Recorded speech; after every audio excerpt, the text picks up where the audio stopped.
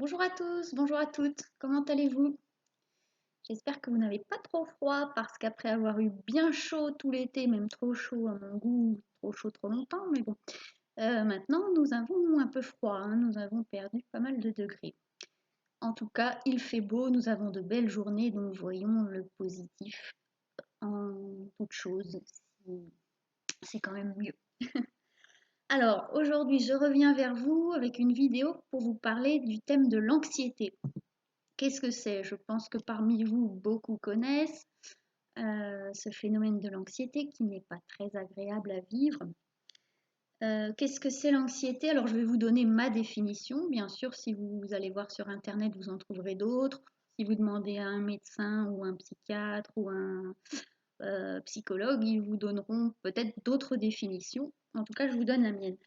Pour moi, c'est une tendance à anticiper le futur avec appréhension et inquiétude, donc à anticiper plutôt négativement ce qui va nous arriver. Si je vous en parle, c'est parce que c'est aussi un sujet qui m'intéresse et que je connais. Euh, Comme je dis souvent, hein, on ne fait pas ce métier par hasard. Euh, une tendance à anticiper le futur avec appréhension et inquiétude. Alors ça peut être une situation précise comme une situation comme le futur dans sa globalité. Je peux avoir une tendance à l'anxiété par rapport à mon avenir, par rapport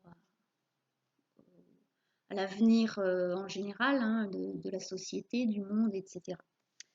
En plus, c'est vrai que nous sommes dans une époque assez anxiogène.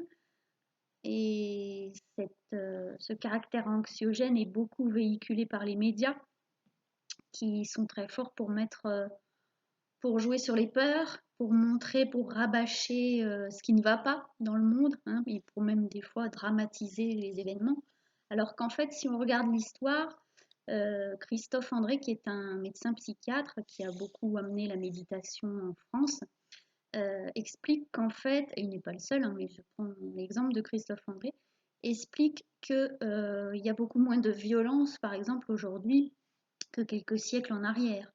Tout comme il y a moins de guerres. Alors évidemment, là, on va se dire, bah, il y a quand même la guerre juste à côté de chez nous en Ukraine et dans d'autres pays, parce qu'on parle beaucoup de l'Ukraine, mais il faut savoir quand même que, il faut juste rappeler à ceux qui parlent de l'Ukraine, de l'Ukraine, de l'Ukraine, que quand même, il y a aussi la guerre dans beaucoup d'autres pays dans le monde et ça, on n'en parle pas.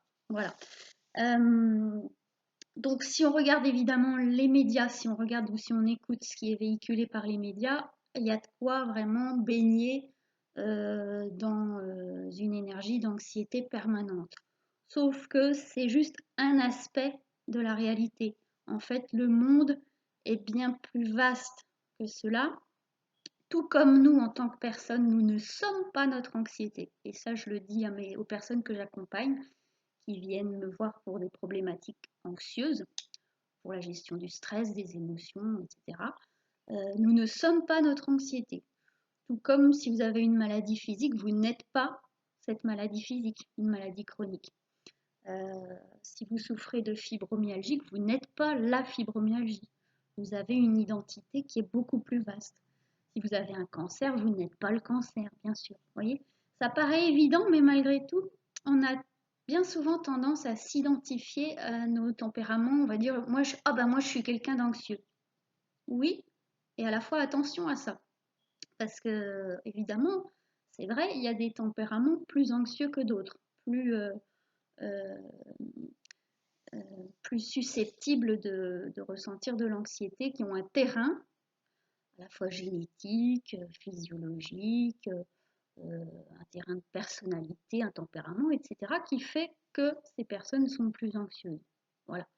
Je pense d'ailleurs que ça va en fait avec une grande richesse et une grande force qui est la sensibilité. Ça c'est pareil, on en parle beaucoup aujourd'hui. Je pense que je ferai certainement une vidéo là-dessus sur les différents degrés de sensibilité et ce que ça peut apporter dans notre vie et ce que ça peut apporter au monde. Parce qu'en fait, je pense, une grande force. Donc, si on a une sensibilité élevée, on est plus enclin à également avoir de l'anxiété. Je pense que ça va assez bien ensemble. Pourquoi? Parce que cette sensibilité justement élevée euh, aux stimuli, aux situations, aux émotions, à ce qui se passe dans le monde, euh, cette faculté à capter des choses très, très infimes, très subtiles que d'autres personnes n'ont pas. Notamment, ça peut être la sensibilité à la lumière, au son, mais aussi aux émotions des autres, euh, aux événements, aux énergies. Certains sont sensibles à l'énergie des lieux, des personnes, ou alors sans même le savoir, après avoir fréquenté des personnes qui ne vont pas très bien, vont se dire tout à coup, bah tiens, je ne me sens pas très bien, là, je ne sais pas ce qui se passe, je suis vidée, je suis plombée, d'un coup, je me sens pas bien, je ne comprends pas pourquoi. Bien souvent, ce sont des personnes sensibles qui s'ignorent ou pas et qui captent des choses très, très subtiles. Donc, je reviens à mes moutons. Donc là, je suis en train d'exprimer un aspect de ma façon de penser. J'ai une pensée, je pense, je pense arborescente, c'est-à-dire qui part un peu dans tous les sens. Donc là, je me recentre sur le thème de ma vidéo parce qu'en fait, tous ces sujets me passionnent et que j'ai du coup envie de vous faire passer plein de choses. L'anxiété.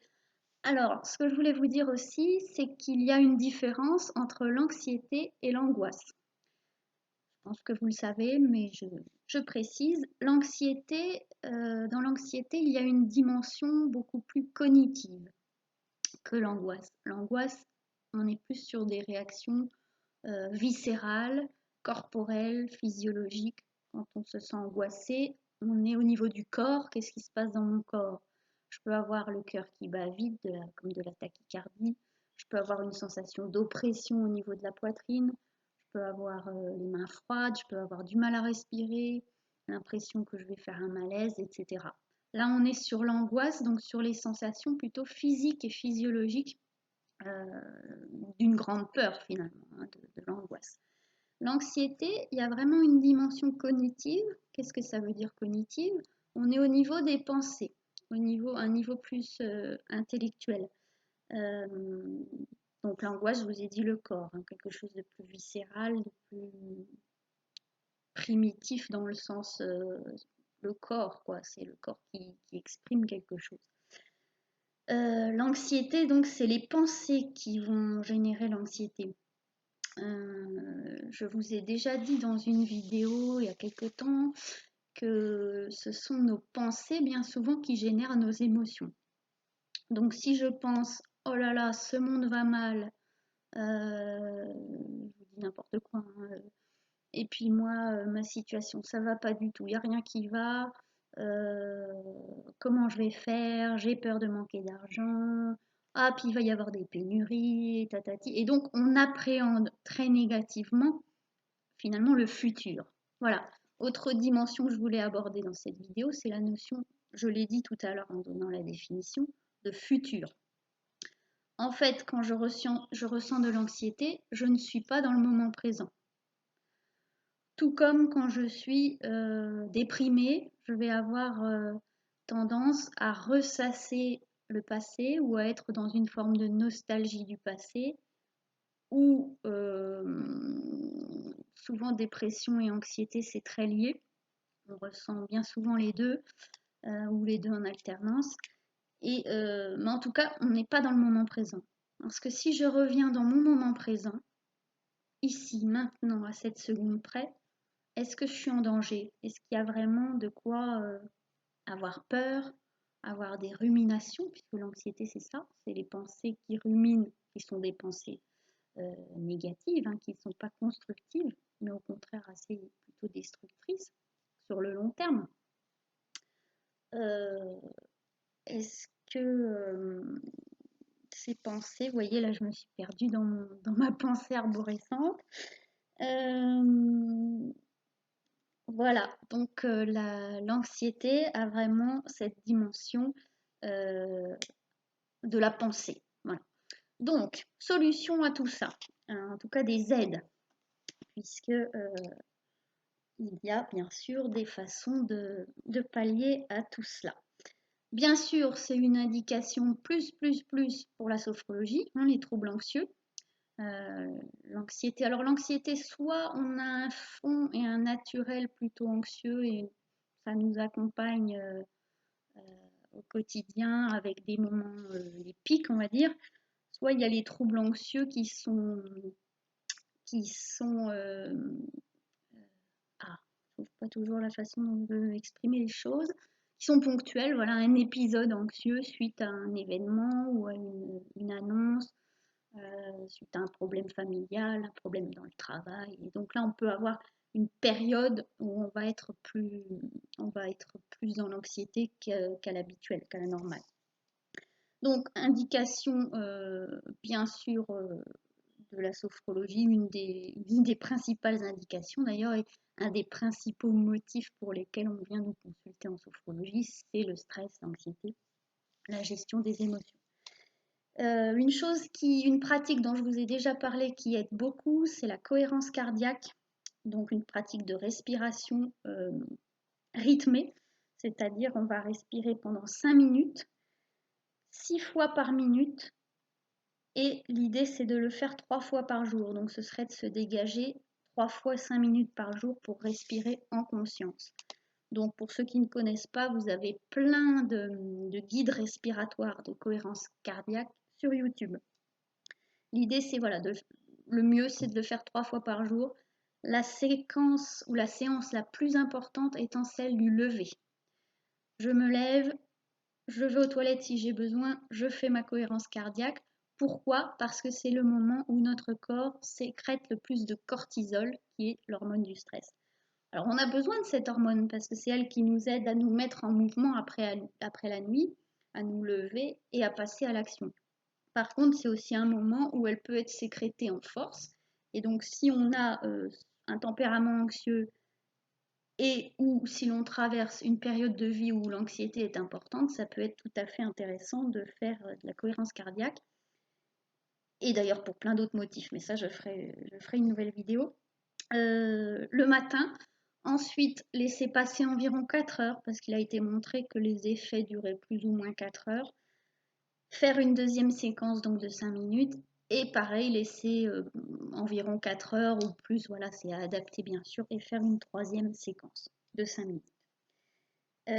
Bien sûr, ce qui est recommandé aussi pour gérer l'anxiété, c'est pratiquer une activité physique, donc une activité d'ancrage aussi, jardiner, danser, marcher, courir, puisque plus on est ancré, en fait, l'anxiété, c'est quoi? C'est quand même dans le grand domaine de l'émotion peur.